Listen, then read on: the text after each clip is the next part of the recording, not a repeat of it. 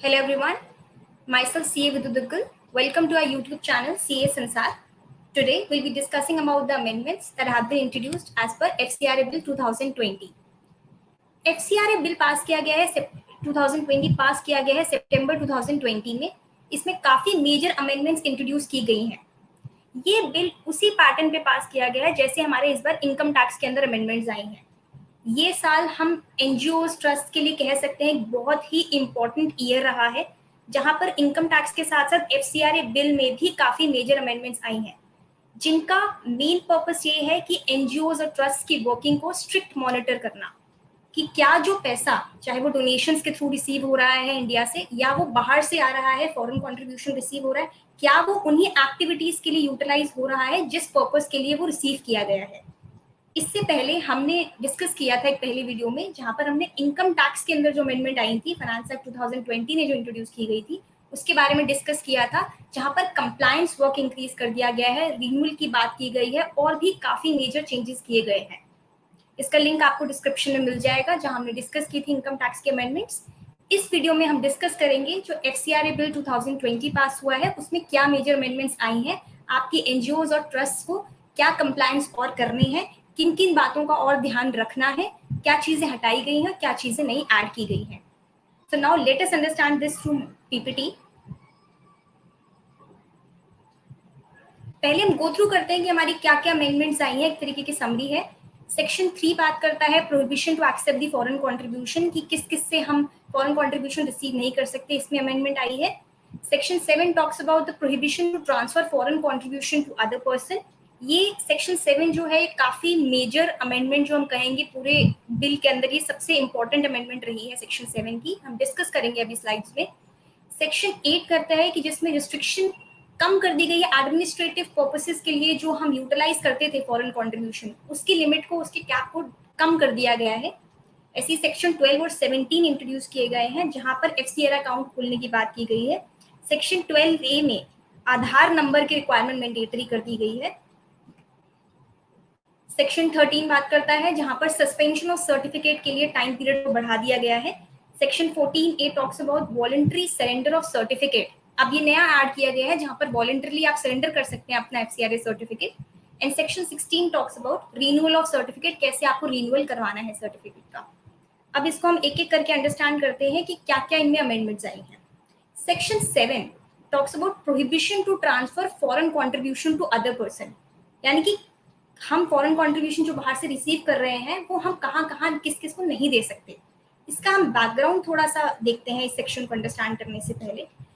Foreign contribution जब हम receive करते हैं तो हमें एफसीआरए एक्ट में दो तरीके के अप्रूवल हम ले सकते हैं.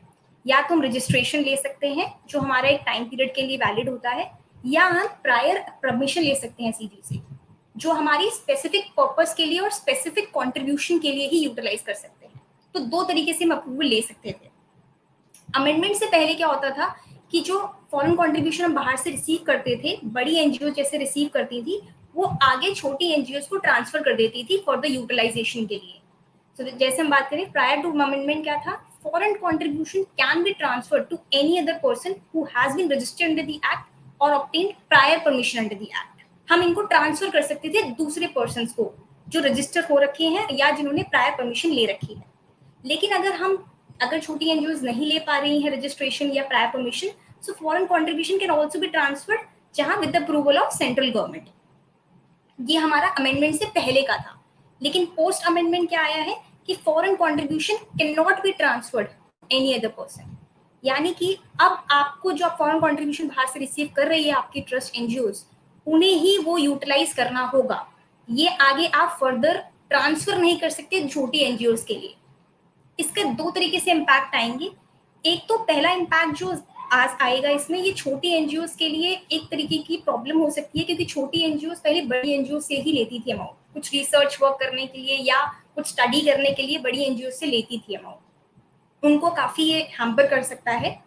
लेकिन इसको इंट्रोड्यूस करने का एक मेन स्पेसिफिक रीजन ये रहा है कि पहले कई बड़ी एनजीओ बाहर से अमाउंट लेने के बाद आगे छोटी एनजीओ को ट्रांसफर कर देती थी, जिसकी ट्रैकिंग नहीं हो पाती थी कि छोटी एनजीओ क्या काम कर रही हैं उस पैसे से जो बड़ी एनजीओ ने उनको ट्रांसफर किया है, वो किस तरीके से यूटिलाइज करती थी.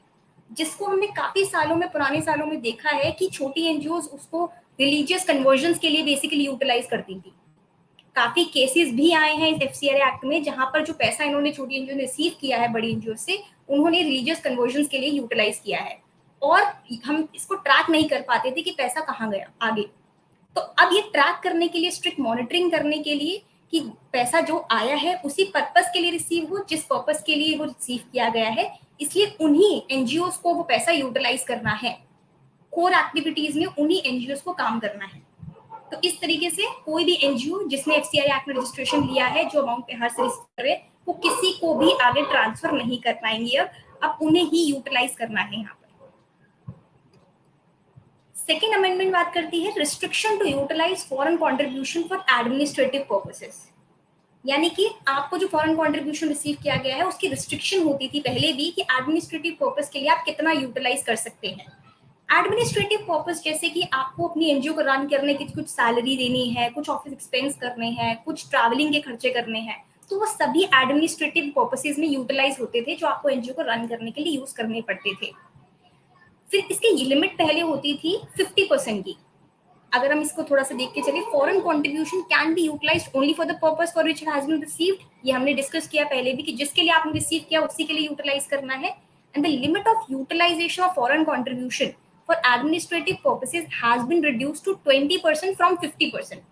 पहले एग्जिस्टिंग में 50% थी, इसके कैप को डिक्रीज करके सिर्फ 20% कर दिया गया है। Only 20% can be utilise now. अब आप इससे ज्यादा यूटिलाइज नहीं कर पाएंगे एडमिनिस्ट्रेटिव पर्पस के लिए। इसका रीजन क्या रहा, अगर हम समझें कि इसका रीजन क्या रहा ये अमेंडमेंट इंट्रोड्यूस करने का। बेसिकली पहले अगर फॉरेन कंट्रीब्यूशन रिसीव होता था उसे एक तरीके से मिस यूटिलाइज किया जाता था, कहीं ना कहीं ट्रैवलिंग में यूज कर रहे हैं हम, कुछ NGO tour and travelling foreign travels कर रही हैं एडमिनिस्ट्रेटिव खर्चे का कह के, या फिर मीटिंग्स हो रही हैं 5 स्टार होटल्स में, तो वहां ये खर्चा हो रहा है, तो ये यूटिलाइज नहीं हो पाता था जिस एक्टिविटी के लिए यूटिलाइज हुआ। पैसा देश में आ गया लेकिन उस तरीके से नहीं यूज पा रहा जिसके लिए आया था, दूसरे खर्चों में ज्यादा था। और 50% की लिमिट थी इसलिए वो उसके अंदर भी रहता था और हम ढंग से उसकी मॉनिटरिंग भी नहीं कर पाते। तो अब इसको कम करके सिर्फ 20% कर दिया गया। 20% से ज्यादा आप नहीं यूज कर सकते एडमिनिस्ट्रेटिव पर्पसेस के लिए। नेक्स्ट है section 3, prohibition to accept foreign contribution. Section 3 में एनलिस्ट किए गए हैं कि कौन कौन से पर्सन्स जो हैं वो फॉरेन कॉन्ट्रीब्यूशन बाहर से रिसीव नहीं कर सकते। इसके अंदर काफी सारे लोगों का नाम दिया गया था, पॉलिटिकल पार्टीज, जैसे कि जो कैंडिडेट्स, इलेक्शन कैंडिडेट्स खड़े होते हैं इलेक्शन पे, उनके लिए थी, और भी काफी सारी लिस्ट थी लंबी। इसके अंदर एक सी पॉइंट में आता था, पहले जो इंट्रोड्यूस था अमेंडमेंट से पहले जो था, no foreign contribution shall be accepted by, पहले जज, गवर्नमेंट सर्वेंट और एम्प्लॉय ऑफ एनी कॉर्पोरेशन और एनी अदर बॉडी ओन्ड और कंट्रोल्ड बाय गवर्नमेंट, ये होता था। इसमें पब्लिक सर्वेंट वर्ड ऐड नहीं था।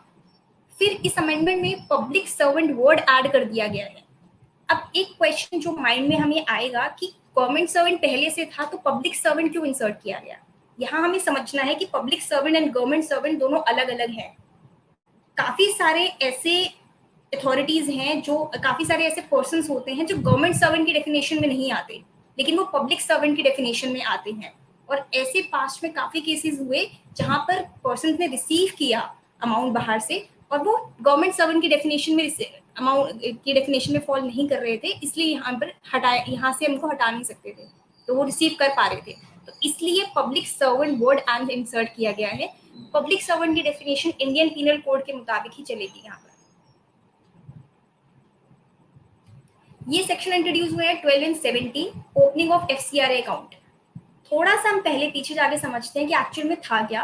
पहले जब हम फॉरेन कंट्रीब्यूशन रिसीव करते थे तो किसी भी अकाउंट में रिसीव कर लेते थे हम और अकॉर्डिंगली यूटिलाइज करते थे। काफी सारे अकाउंट जैसे कि एनजीओ ने खुलवाए हुए, वहां वो रिसीव कर रहे हैं वो अमाउंट्स और उसकी ट्रैकिंग नहीं हो पा रही कि पैसा कहाँ जा रहा है, किस अकाउंट में रिसीव हो रहा है, किस पर्पज के लिए यूटिलाइज किया जा रहा है। अब गवर्नमेंट ने क्या किया है कि एक ही अकाउंट खुलेगा जिसको एफसीआरए अकाउंट नाम दिया जाएगा, डेजिग्नेट किया जाएगा कि वही एफसीआरए अकाउंट है जहां से फॉरेन कंट्रीब्यूशन रिसीव की जाएगी। इसके लिए अलग अलग बैंक की जगह शेड्यूल बैंक के कोई भी नाम नहीं दिया गया, नाम एक ही बैंक का दिया गया कि state bank of India new Delhi में किसी एक ब्रांच में आपको यहाँ पर ये एफसीआरए अकाउंट खुलवाना होगा। अगर हम स्पीच सुनेंगे, जब ये बिल पास हुआ था तब ये बात की गई कि जरूरी नहीं है, जैसे कुछ एनजीओ हो सकती हैं जो दिल्ली के बाहर की हैं या दूर दराज की हैं, केरला की हैं या साउथ की हैं, तो बात की गई है कि उनको यहाँ पर आके रजिस्ट्रेशन करवाने की, यहाँ बैंक अकाउंट खुलवाने की जरूरत नहीं पड़ेगी। वो केवाईसी नॉर्म्स के थ्रू फॉर्म फिल करके भी कहीं से भी बैठकर अपना अकाउंट खुलवा सकते हैं नई दिल्ली की किसी भी ब्रांच में। और कहा गया कि ये जो ब्रांच हम रिसीव करेंगे स्टेट बैंक ऑफ इंडिया की किसी ब्रांच में जहां हमने एफसीआरए अकाउंट खुलवाया है, उस अकाउंट के अंदर कोई और अमाउंट रिसीव नहीं होगा अदर देन फॉरेन कंट्रीब्यूशन, ना डिपॉजिट किया जाएगा।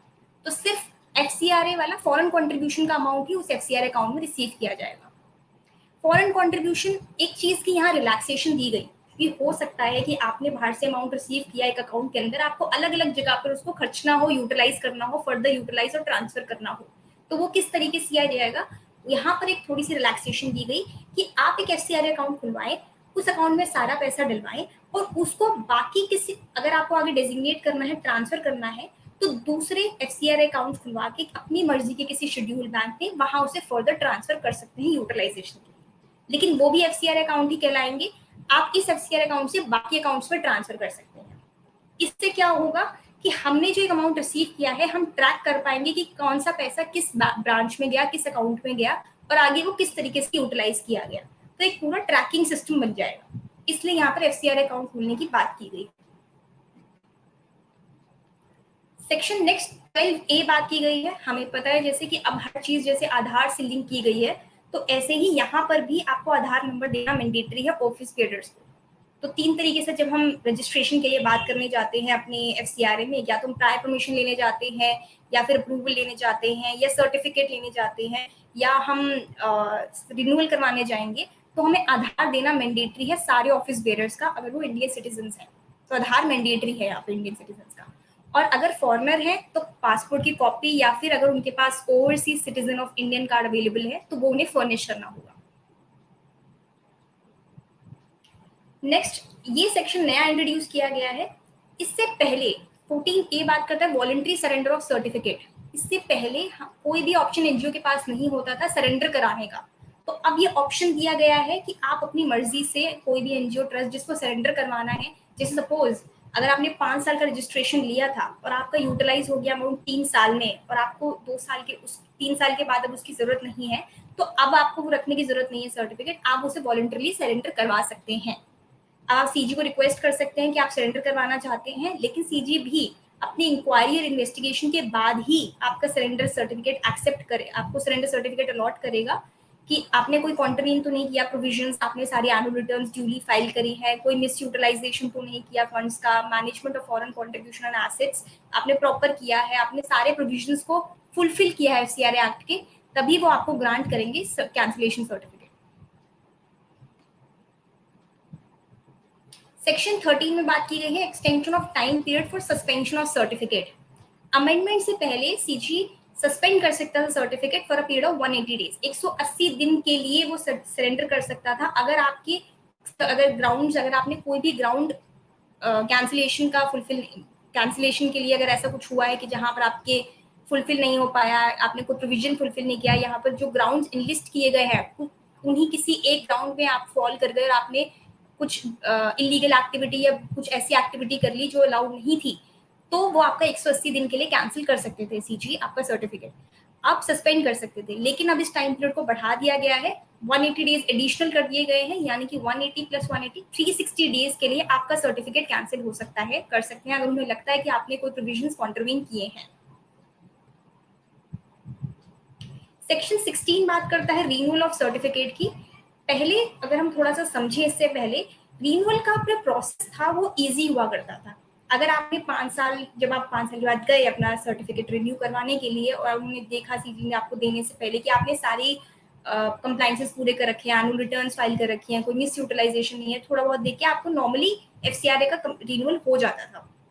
लेकिन यहाँ पर सीजी तभी रिन्यू करेगा, पहले वो देखेगा आपके सर्टिफिकेट को, अपने आप को सेटिस्फाई करेगा, सारे एक्ट और रूल्स को सर्टिफाई करेगा, प्रॉपर एक तरीके का नया सर्टिफिकेट, जैसे नए में हम जाते हैं जब वो पूरी इंक्वायरी करते हैं, उसी तरीके से रिन्यूअल के टाइम पर भी यहाँ पर पूरी इंक्वायरी की जाएगी आपके सर्टिफिकेट की कि आपको एक तरीके से नया सर्टिफिकेट ही अलॉट हो रहा है रिन्यूअल में भी।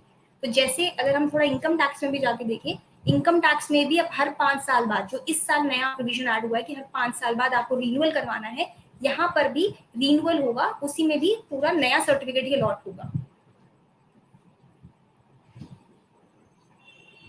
तो इस तरीके से हमारी अमेंडमेंट्स थी जो इस बार एफसीआरए में इंट्रोड्यूस की गई हैं। काफ़ी मेजर अमेंडमेंट्स हैं जो हमें ध्यान रखना है अब अपना अप्रूवल लेते हुए या रजिस्ट्रेशन लेते हुए, और काफ़ी रिलैक्सेशंस भी दी गई हैं, जैसे सरेंडर का ऑप्शन दे दिया गया है हमें कि हम सरेंडर करवा सकते हैं।